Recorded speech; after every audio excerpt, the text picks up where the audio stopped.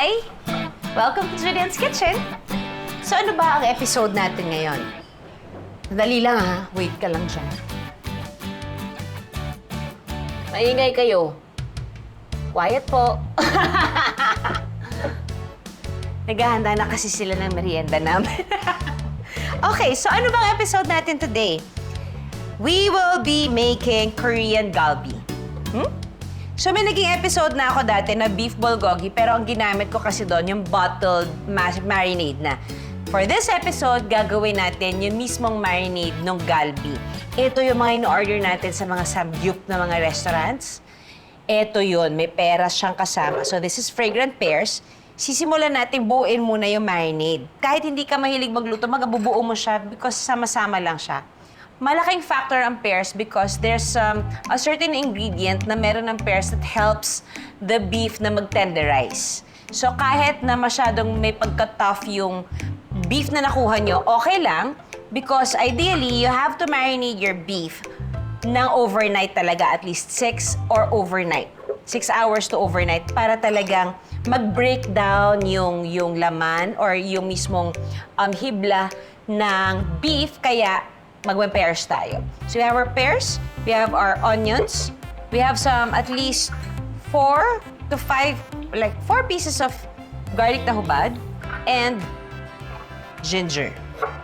Teka, hanap na naman ako ng pampokpok. See? Ang mga bagay-bagay na mabigat, pwede nyo ipampokpok. Dahil putok na putok ang mga K-dramas ngayon at saka ang mga K-pop, hindi ba parang naiinggit ka, gusto mo ma-experience kung ano ba yung na-experience ng mga K-drama actors kapag kumakain sila ng samgyup. Pag umiinom sila ng soju dun sa K-drama, may ganun tayo as fan. Our eldest, si Johan, fan na fan niya ng K-pop, mahilig sa K-drama yan. Sila ng mami ko. So pag si mami nasa bahay, yan ang bonding nila. Tapos, hindi ako makarelate. Kasi hindi ko alam yung pinag-uusapan nila. Kasi para sa akin, yung mga pangalan nila, parang pare-pareho syllable lang. Lee Kuan Yew. Ano? Pong Tinggo. Parang Singaporean yata yung Lee Kuan Yew. Sino ba? Park Seo-joon? Tama ba? Si Park Lord Kim. Bakit mahilig sila sa park? Marami silang park. Parang cruise yun sa kanila.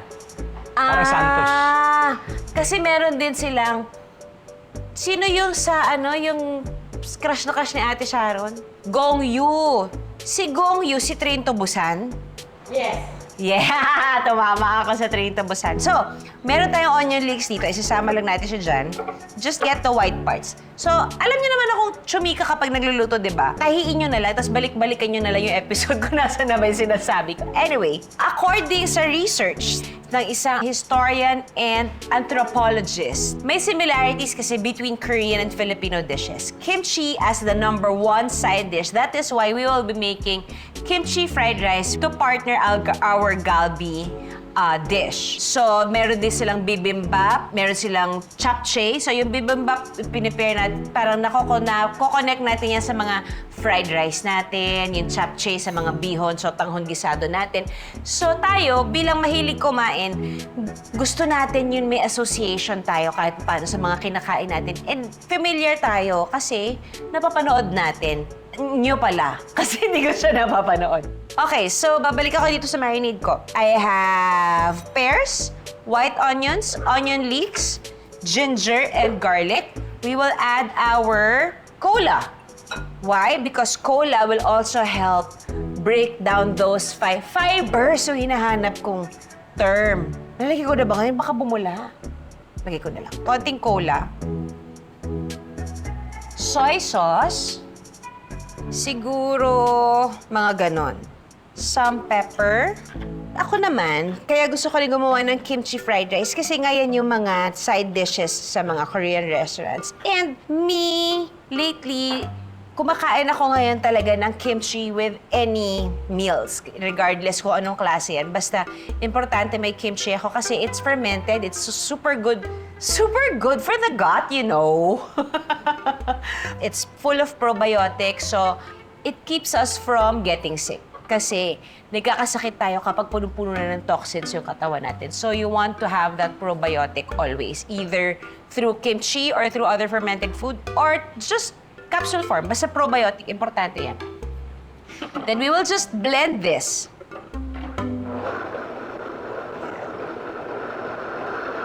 So habang nag-blend siya,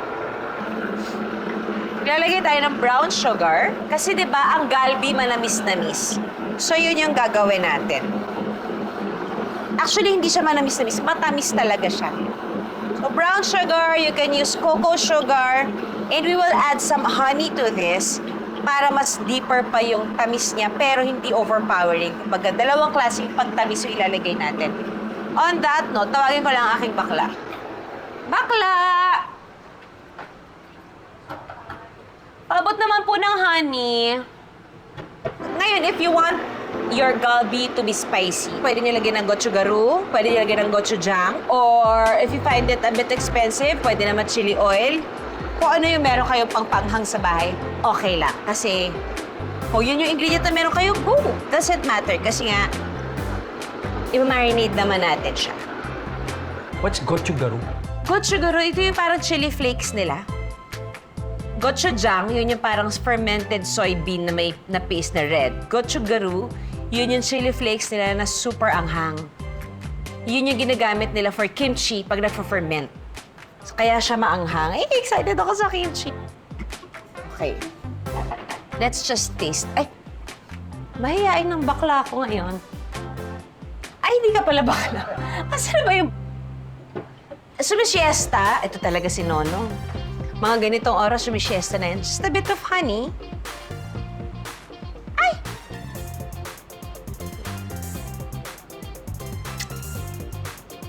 Tamis. Any honey is okay, basta hindi lang siya flavored. When I say flavored, hindi siya yung may cloves or may lavender honey. Marami kasing ganon. Or may ginger honey. Just get yung pure honey. Nong! May tatanungin ako sa kanya. Tignan natin kung masasagot niya ng tama. Nong, Nong! Ah! Don't you touch it! Nong! Kagabi, di ba, may ginawa na tayong marinade. Mahinhin ka ba? No, mag-apron ka na lang. Apron ka ba?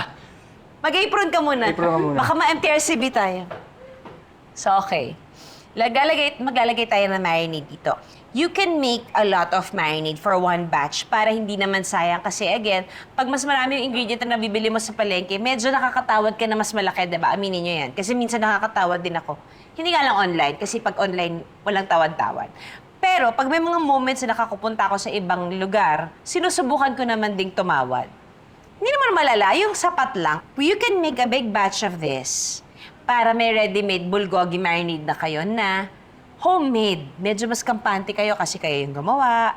Alam nyo kung ano yung lasa niya. Eto, pag nilagay na natin to, hindi nyo naman kailangan ubusin. You just wanna make sure na soaked well siya. Ngayon, pag kulang pa siya, tsaka natin dadagdagan. So again, you want to marinate this for 6 or overnight. So ideally, overnight talaga. Sa lahat naman ng mga meats na gusto nating maging malasa, mas advisable na minamarinate siya overnight.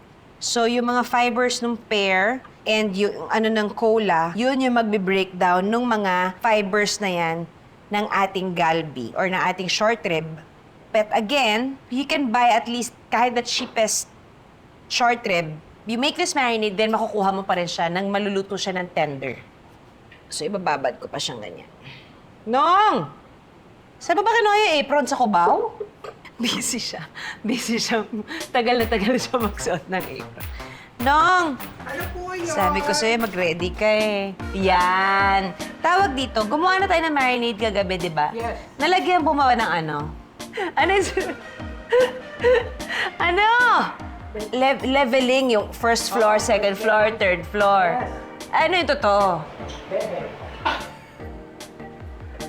Pakilagyan ng name tag. Lagay mo Junjun. Si Junjun pa lang hinahanap mo. Label. Bell. Label. Label!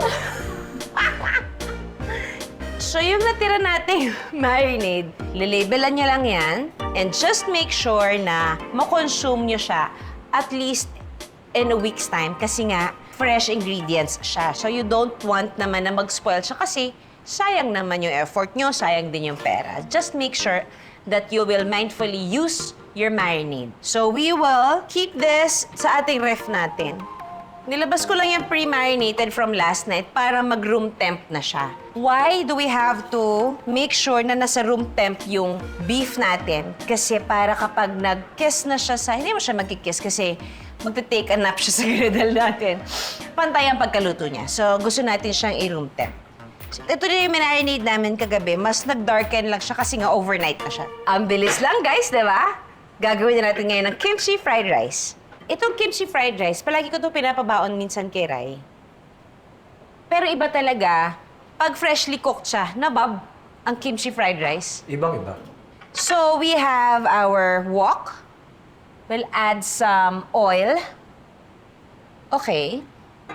And then, meron tayong garlic here. We have sliced onions. Sa bahay, ang tawag ko dito half moon. But normally, sa culinary, you can recall this julienne. Ano yung Julian? Patingin? Ito, para siyang sticks. Pero dahil ang onion naman, hindi mo naman siya magagawang diretsong stick talaga. So ito yung julienne. We have our luncheon meat. We have our kimchi. And yes, we'll put some sesame oil on this. And some fish sauce and soy sauce. Mainit na to. We'll add our luncheon meat first. Yung iba, bacon na nilalagay. Yung iba naman yung mga leftover meats. Itong recipe na to actually, you can use this pag may mga leftover proteins kayo sa bahay. Pagpalagay nyo, meron kayong lechon manok. Meron kayong barbecue or liempo. Any grilled food, pwede nyo siyang isama sa kimchi fried rice. Pwedeng tocino, pwedeng tapa. So you can actually be creative and you can experiment different types of protein when making kimchi fried rice. So, I have here my luncheon meat. Hihintay lang natin na mag-crisp up siya. Para mag-crisp up siya, dapat hindi ko siya kinukulit. Naiinip kasi ako. So, dapat you'll mindfully remind yourself, kalma, kalma, baby kalma, aha. Para meron siyang crust na mangyari. Habang nangyayari yan, let us add some sesame oil to our rice para ma-distribute natin ng bonggang-bongga yung sesame oil sa ating kanin. Perfect, of course, ang day-old rice. Kasi nabawasan na siya ng moisture and all. Ito, a few hour-old rice siya. Maglalagay na rin ako ng konting soy sauce dito kasi para ma-distribute ko na yung lasa. Ayan na. Napagagalitan niya na ako. Kung halimbawa wala kayong day-old rice and gusto niyo na maghiwa-hiwalay yung fried rice, pop niyo lang sa oven. Latag niyo sa oven tray and then para lang siya magtanggal ng moisture, preheat your oven to at least 200 degrees Fahrenheit and painitan niyo lang ng mga 30 minutes hanggang matuyo yung kanin and then you already have your day-old rice. So, ayan na. Umaandar na ang ating luncheon meat. Nagki-crisp up na siya. Kailangan na siyang dagdagan ng friend. So, nanood kami ng Train to Busan sa Busan nung nandun kami for Mindanao. In fairness, iba naman din talaga ang appeal ng pagkain ng Korea. Chicken and beer! Chicken and beer. Grabe. I mean, na-enjoy namin ng bongga yung stay namin doon. Kasi nag-food tour din kami. Ang fresh ng mga ingredients, nakakainis. So, garlic. Mas fresh yung mga artista. Oo, ang gwapo nila. Ang ganda nila. Tapos napaka-organized nung buong event. Hindi mo alam artista na yung nasa harap mo kasi walang issue kung una sila o pangalawa sila o pangatlo sila. Nung nakapila tayo, Bob, yung nasa harap natin parang big star, no? Yeah. Yun yung nasa all likod of those namin. were big stars, Bob. Oo hindi ka kasi kami familiar because we don't watch Korean na series. Not that we don't like it, kaya lang, hindi ako mismo hindi ako makakonect. Kasi nadidistrong ka ako pag nagbabasa ako, tapos nakikinig ako, tapos iba yung nakikita ko, iba lang yung dating sa akin. But it doesn't mean hindi ko gusto, ha? Huwag niyo akong awayin, guys. But Johan loves it, my mom loves it. Tsaka para kasi sila kapampangan magsalita, yung para nag-aaway na sila, pero hindi, parang naglalambingan pero hindi mo alam nag-aaway. Pero minsan nag-aaway sila pero malambing yung salita nila. So minsan naguguluhan ako. Ayan, so we have our garlic, we have our onions. We will now add our kimchi! Dahil kimchi fried rice siya, dadamihan natin yung kimchi. We have patis. Konting-konti lang para mabuhay yung pagka-ferment ng kimchi. Add some pepper. Pwede kayo magdagdag ng gochujang dito. Kung gusto niyo ng mas maanghang pa, tapos mas manamis-namis. Pero dahil may galbi na tayo, tapos may anghang naman na yung kimchi, parang goods na ako ng ganito lang. Now we add our mixed rice.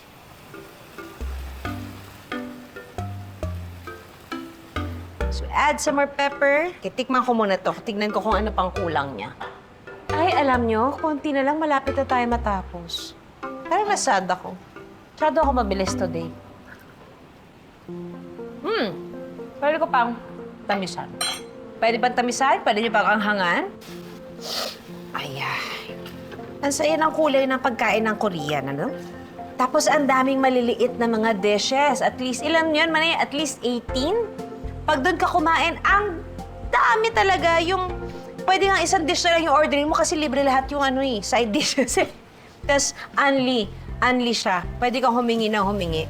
Ang isa sa mga nagustuhan ko recently na Korean dish is the raw marinated crab. Meron sa Korean yung parang Japanese na yung furikake that you can add on your rice. Yun yung nilalagay nila sa mga gimbap nila. Meron yan sa mga Korean groceries na ang dami-dami na ngayong Korean groceries. Kahit sang lupalop ka magpunta, have. Para yung McDo. Bawat kanto meron. Okay. Kuha ko na. Lipat naman tayo dito. You can cook this over coal, over uling. Huh? You can use this over uling, you know. Pwede naman ding grill pan para makuha nyo yung grill marks. Pero pwede naman din yung iprito na lang. Just add some oil. Inahin ko yung nasa ilalim kasi ito yung very much marinated.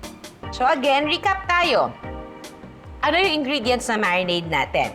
We have fragrant pears or Korean pears. You have ginger, garlic, white onions, and onion leeks. Naglagay tayo ng cola, sugar, sesame oil, soy sauce. Yeah. Ay.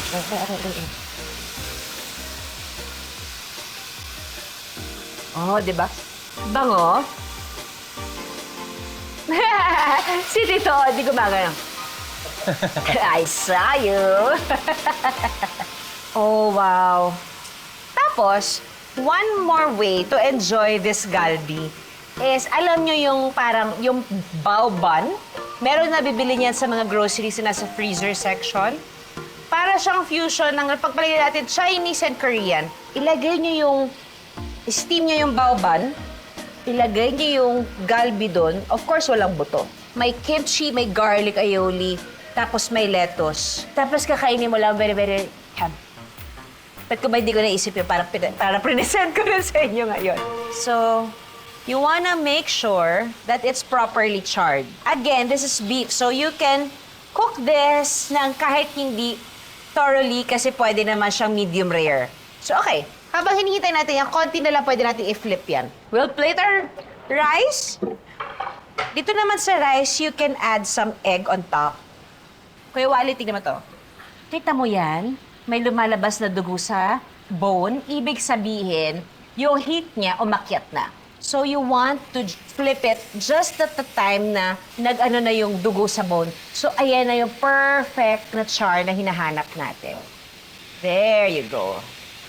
There. Yun! Oh! Ha! Tapos, dahil mas matagal natin siyang sinear sa other side, pag flip natin, you can just sear it for a minute or two kasi okay na siya. Prepare natin ang ating meat. So, maglalagay lang ako ng few pieces of lettuce kasi para lang may option kung gusto nung guest na rice Or, ibabalot niya sa lettuce, kagaya nung ginagawa sa mga Korean restaurants. Yung beef, right? Bakla, pahingi naman ako ng spring onions, please. Woohoo!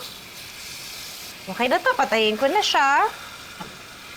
Yay! I-plate ko na siya ng todo-todo. You can serve this either whole. Ay, oo nga, no? Baon ko yan, ano? Ha? Ngayon ko lang nakilala. Yan nga pala yung pinababaon mo. Nung Ngayon mo nakita na ko na yung napansin, protein. baon mo to. Oo nga pala. Thank you, Nak. So, anuhin lang natin itong spring onions. So, ever spring onions, lagay lang natin yan sa ibabaw. Okay, pwede naman kayo maglagay ng itlog dito. You can add sunny side up, which lagi naman siyang ginagawa. Or scrambled egg. Pero this time, parang gusto ko lang i-highlight yung mismong kimchi fried rice. So, you want to slice your beef in between the bones. So, ako naman, gustong-gusto ko naman din yung nirarap yung karne sa gulay. Kasi iba naman din yung freshness na hatid niya.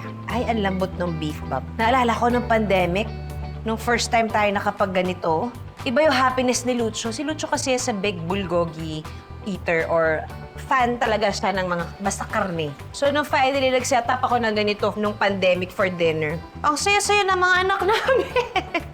Para kami kumain sa labas kasi, actually, para kumain kami sa labas ng bahay. Lalagyan ko na lang to ng sesame oil, ay sesame seeds. We're done, Dad! We have our Korean beef galbi and kimchi fried rice! Yay! Yay! Yay! I'm fighting! I'm fighting! Natapos ko siya! Ganun pala yung fighting! Fighting! Pero hindi na ako nag-fighting kasi natapos ko siya. Baby, can you take this out po, yung chopping board natin? Palagay na lang sa sink. Ah! Chan charing, charing, charing! Di di di di di di di di di. Okay. Yes, Dada. So, how can we... Ay! Yung palda ko nalis-lis. Ay. I didn't grab your shirt. Nakadress ako eh. Okay. You want it with beef, Ay, rice, kanin. and lettuce? Kanin. Oo nga. Ganito pala yung itsura ng baon ko pag bagong luto. Lambot? Kasing lambot ni Nonong. Talagang gusto mong isipin ko si Nonong bago ko Oo nga. Baka mawala ka ng gana.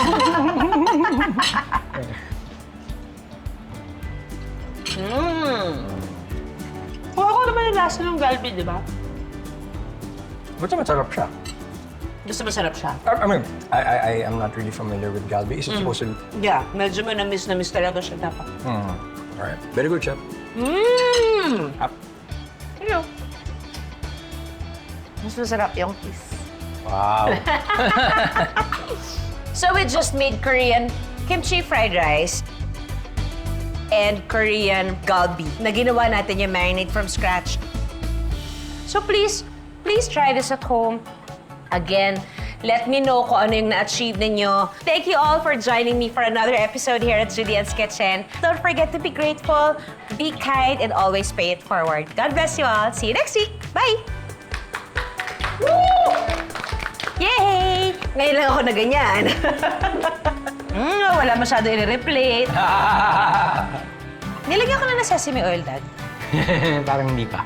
Sure? Parang hindi pa. Nabilaw ka na naman ako ng sarili ko. Ang dadal mo kasi, Juday.